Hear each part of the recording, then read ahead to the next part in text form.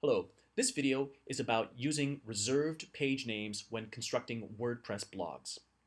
Now, up until this point, all the designs we've been working on have been one single page design in Photoshop. And this single page design has had to work in both the multi-post view of the blog and the single post view of the blog. We've used the posts layer to tell SiteGrinder, oh, this can be one or more posts, and they'll expand here. And then we have the single boundary layer, which tells SiteGrinder only show this particular thing in single post view. Well, for your standard WordPress blog, that is fine. For the SiteGrinder blog, that is fine. That's really the only option. But WordPress affords us some other options. WordPress has custom page names that it supports. Now you'll find a list of these custom page names in the SiteGrinder documentation, and you'll find them also in the WordPress documentation in their template hierarchy page.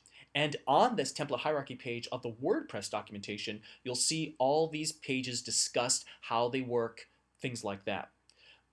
If you want to understand them, the WordPress documentation is the place to go to understand them. All right.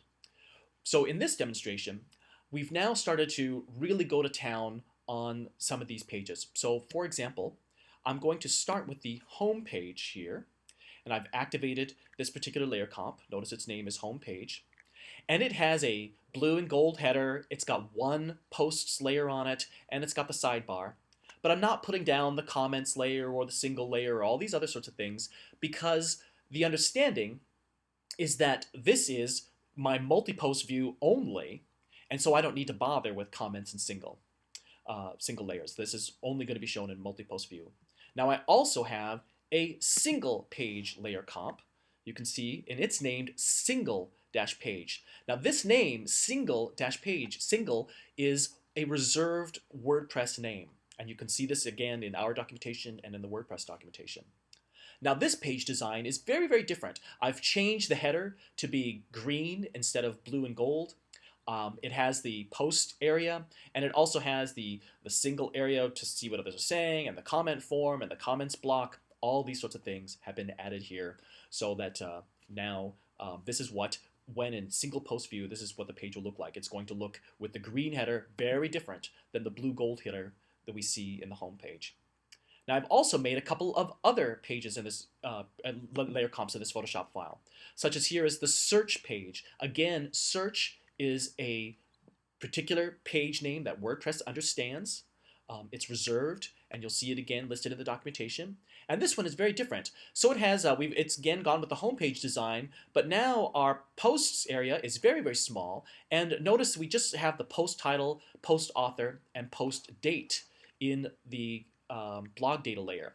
So we're going with a real simple design for the search, so that when people are searching for posts, we want the results to be listed like this. We also have a 404 page. This 404 page has no blog data layers at all. Again, 404 is a reserved name that WordPress understands, and it means that if someone searches for a page or tries to go to an address that WordPress doesn't support, they're going to see this particular page. And lastly, I have a demonstration of a page that consists of two sections, and this says author 2-page. So this is for the author with the ID of 2. Now, to understand this properly, you're really going to have to read the WordPress documentation. But what we're showing is that the WordPress documentation often says, well, you can have taxonomy X or tag Y or author Z for the different pages. And you can have several different author pages, several different taxonomy pages, etc. And so that ID just has to be separated by a space. In the WordPress documentation, it says it's author dash 2, but for SiteGrinder, it's just author space 2, and the dash will be provided by SiteGrinder. So this is the page that would be shown if someone went to the bio for the author whose WordPress ID is number 2. All right. So when this is built, it looks like this. So now we're in the design manager, and we've already done a little bit of customization there, but we can see our home page, our single page is looking like this, our search page looking like that, and the 404 page. So they're all here in the design manager. We can customize them each and set them up in the different ways. And when they're deployed to our WordPress site, it looks like this. So now we're actually on the WordPress site. And so here we have our greeting. I can click to single post view and watch when I click. It goes to single post view and notice it has the green header on it. So we've got the green header.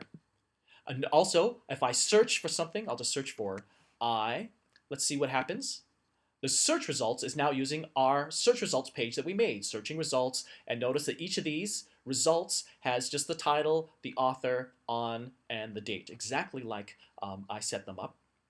And lastly, let's go to a page that doesn't exist. So we'll just go to P equals 49,000. Page not found. We are sorry, but the page you've requested is not found. So it's using our 404 design for this particular page. So that's how you set up custom pages for WordPress. You can just set them up as layer comps in your Photoshop file. You use the reserved names that WordPress outlines in their documentation. They're also in our documentation. And you deploy them to the site, and they all just work. Hopefully, this is helpful to you.